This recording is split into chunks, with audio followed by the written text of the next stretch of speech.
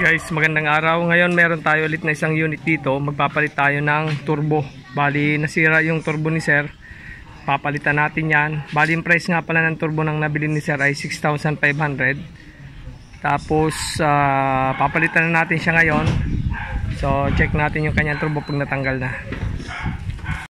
So, ayan nga guys, natanggal na natin yung catalytic converter. Dito pa lang makikita nyo na yung turbine. Ayan o. So, ito yung turbine niya. Ayan o, humaalog na. So, wala na to. So, pag ito yung napabayaan nyo, ginagamit nyo pa rin kahit sira na yung turbo, pwedeng masira din yung inyong makina. Kasi papasok dyan yung mga debris sa loob ng inyong makina. So, yun ang sisira sa mga bearing nyo. So, kailangan pag nasira yung turbo nyo ulit, huwag nyo nang papaandarin yung makina. Kasi yan o, wala na to, laglag na. So, yan, tatanggalin na natin 3 tornilyo dito sa ilalim, tapos tanggalan natin dito yung 4 na tornilyo. Ito nga pala yung line ng oil return oil na galing dito sa turbo. So, dito siya, tapos yung intake ng ano niya, ng oil nandito sa ibabaw. Tapos ito naman yung sa tubig or yung sa coolant. Ngayon hugutin na natin yung turbo niya. Papalitan natin ng bago. So ito guys yung pipe na sinasabi ko sa inyo na kailangan linisan. Ito yung pipe na nagsusupply ng oil na galing dito sa ating makina. Andito yung bolt niya sa ilalim ito. So tatanggalin natin yan, tapos lilinisan natin. Ito yung nakakabit sa ibabaw ng turbo natin. Dito siya nakalagay. Yan. So dito siya nakalagay sa ibabaw ng turbo natin. So yan ang nagsusupply ng oil na galing sa makina papunta sa ating turbo. So kailangan wala yan na dumi. Kailangan malinis na malinis yan, dahil pagka may natira dyan ng mga debris, papasok ulit yan dito sa bago nating turbo. Tapos masisira ulit yung bago natin na turbo na ilalagay. So kailangan malinis na malinis yan. Tapos yung return na hose na nakakabit dito sa may dito, yung hose dito na galing din sa turbo pabalik dito sa ating makina. So kailangan malinis yon lahat. Pati na rin yung oil natin dyan, kailangan natin i-change oil yan. Palitan ng engine oil pagka tayo nasiraan ng turbo. Kahit bago pa yan na change oil, pag nasiraan tayo ng turbo, kailangan natin palitan yung ating engine oil. Tapos yung oil filter. Kasi nandyan lahat yung mga dumi, yung mga debris na mga naiwan dyan sa loob. So kailangan malinis yung makina bago tayo magkabit ng panibagong turbo. So ayan, natanggal na natin yung turbo. So ito na nga yung tinanggal natin. Yan. So ayan o. Tingnan nyo guys to. Yan o. Sira na yung turbine nya. Putol na talaga. Tapos dito naman may sabit na rin yan o. Tapos may alog na rin yan. Ayan o. So kailangan na natin palitan yan sa lalong madaling panahon. Kasi pagka hindi, ginamit natin. So ang mangyayari dyan, pati yung makina natin masisira. So yan yung brand nya na tinanggal natin dito, Hitachi. Tapos ito yung number nya. Ayan. So hindi na tayo makakabili nito ng mga original na ganito. Mabibili natin mga aftermarket na. Makakabili lang tayo nito na ganitong turbo, yung surplus na. So mas maganda, recommended ko sa inyo, bilan nyo ng panibago kahit aftermarket yan, basta brand new. So okay yon. So mahirap kasi na sumugal na bumili tayo ng second hand na naman or surplus, tapos masira din kagad. So mas magandang bago na bilhin natin kahit medyo mahal.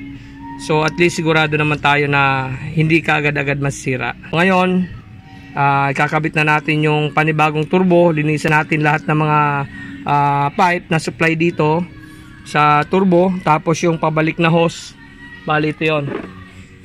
So ito yung hose na pabalik dito sa, yung galing dito sa ilalim ng turbo natin, tapos papunta dun sa, pabalik dun sa ating makina. So ayan, kailangan malinis na malinis yan.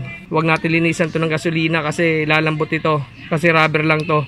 Tapos buga natin ng hangin. Kung meron kayong compressor sa inyong bahay, so buga natin ng hangin para mawala yung mga debris sa loob. Ganun din gagawin natin doon sa tube na tatanggalin natin na nagsusupply ng oil dito sa ating turbo.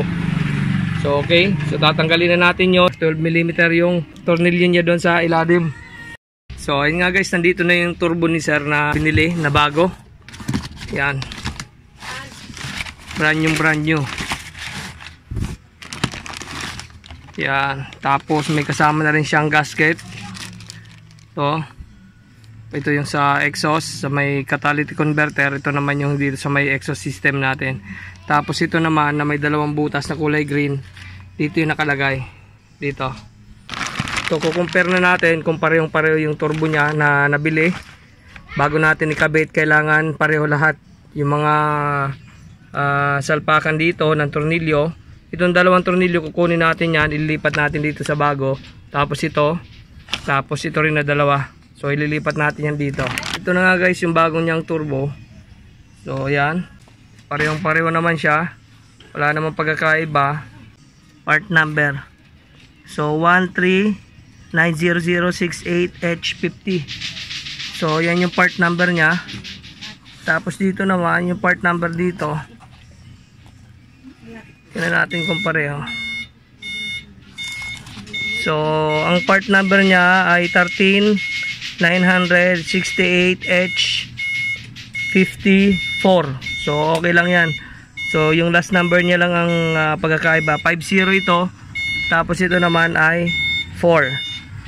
So fit naman ito sa ating every wagon.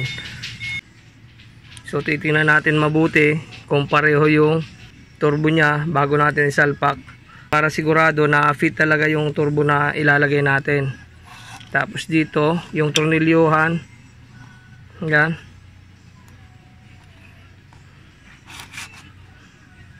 So ayan guys, pareho nga yung turbo nya. Tapos ito, kitang-kita nyo yung talagang bagong turbo. Wala yung kalog-alog kahit kaunti. Yan o. Tapos yung ikot nya smooth. Yan o. Iwasan lang natin na may malaglag dyan sa loob ng turbo natin.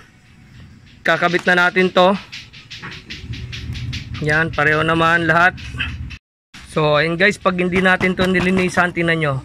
Ito, yung maliliit na bakal-bakal na yan, galing yan sa turbo natin. So yan ang sisira sa makina natin. Galing yan dito. Yan, dito yan. Yung nakalagay dun sa ilalim ng ating makina, dito yung nakalagay. Ganyan o. So wag nyo rin kalimutan, may dalawang washer yan. Isa sa ibabaw at isa dito sa ilalim. So isa sa ibabaw, isa sa ilalim na washer. Wag nating iwawala yan. Tapos yung dito rin na papunta sa turbo, may dalawang washer din yan. Isa sa ibabaw at isa rin dito sa ilalim. Kailangan talaga natin linisan yan. Linisan natin ng gasolina or throttle body cleaner. Spray natin. Tapos linisan natin ng maigi. Tapos spray natin ng hangin para wala yung mga debris dyan. Yan o. Grabe yan. Bakal-bakal yan o, na maliliit. Tapos ito, spray din natin to ng hangin sa loob. Spray natin ng panglinis or ibabad natin sa gasolina, linisan natin gasolina, or kung wala kayong gasolina, kahit yung spray natin ng throttle body cleaner. Ito, hanggang sa malinis sa mic, tapos spray natin ng hangin. Wala naman kayong pang spray ng hangin, so siguraduhin lang natin na malinis itong line na ito. Tapos itong bolt na ito, kailangan malinis lahat yan para walang matirang mga debris dyan, para hindi masira ulit yung ating turbo. So ayan. So ayan nga guys, nailipat na natin yung mga tornilyo. Yan, nakabit na natin. So ngayon, isasalpak na natin to sa sasakyan. Yan, so hindi na tayo makakapag-video sa loob. Bali, ang nakakabit lang naman dyan, bali itong tatlong tornilyo dito. Ito. Yan, bali tatlo. Dito nakakabit sa exhaust, tapos ito naman sa catalytic converter, 4 na tornilyo. So yan, ito yung mga tornilyo nya. Tapos ito naman yung sa may dugtungan ng catalytic converter, tapos yung tambucho. Ayan, tapos ito yung may washer na dalawa, ito yung sa ilalim. Tapos ito naman yung sa ibabaw ng turbo nya. So okay, tapos meron na rin siya kasamang ganitong bago, so papalitan na rin natin. Tapos ito na lang ang kukunin natin, itong return na tubo na ito pabalik sa makina. So ilalagay natin yan doon sa turbo nya. Tapos kakabit na natin. Tapos after nun, lilinisan natin yung intercooler, spark plug, yung fuel injector, throttle body, yung passage ng air, tapos fuel. So kailangan malinisan yon para maging okay yung takbo, walang mga natirang mga dumi. So bago natin i-start, kailangan malinisan lahat yon para maayos yung andar ng ating makina. So ngayon yung pinaka-importante, pagka naikabit natin yung turbo, so i-check natin kung may lumalabas ditong oil. Pag crank natin yung ating makina, kailangan may lumalabas dyan na oil. Pagka wala, ibig sabihin barado yung linya. So wag nating ituloy na panda rin kasi masisira din yung ating turbo. So yun yung pinaka-importante, kailangan may lumalabas dito na oil, yung sa ibabaw ng turbo. Pag binuksan natin yung ito na tornilyo,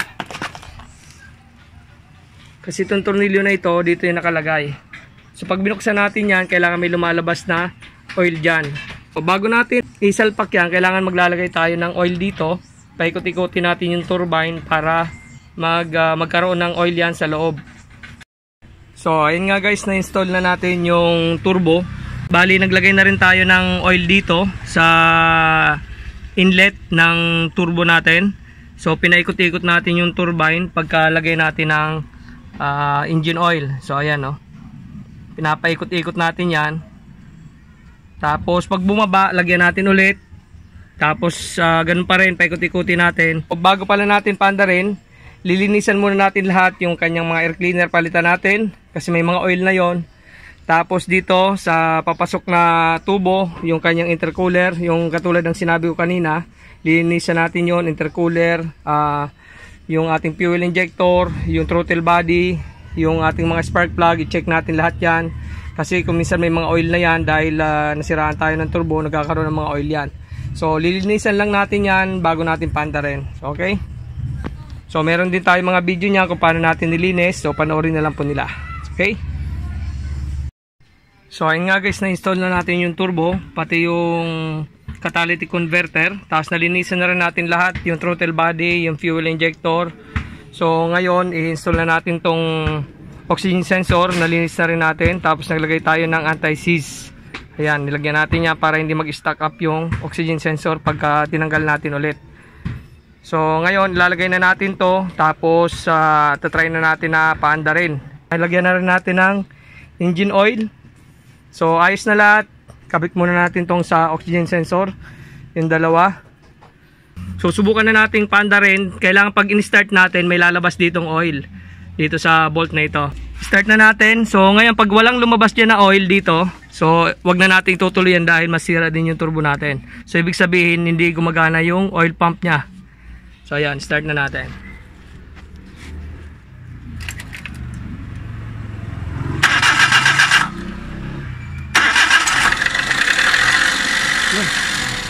Lumabas, dami.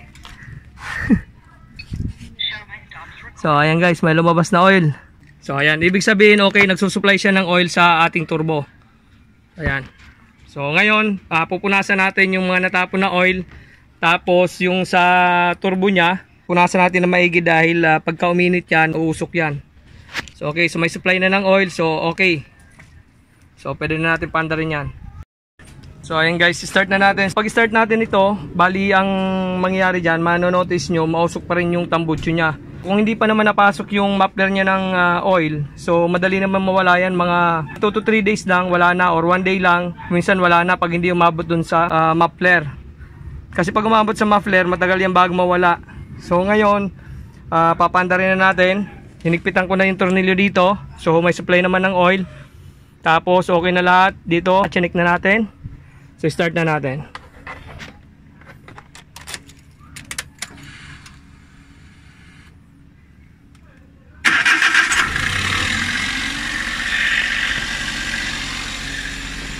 So ayan guys, umaandar na.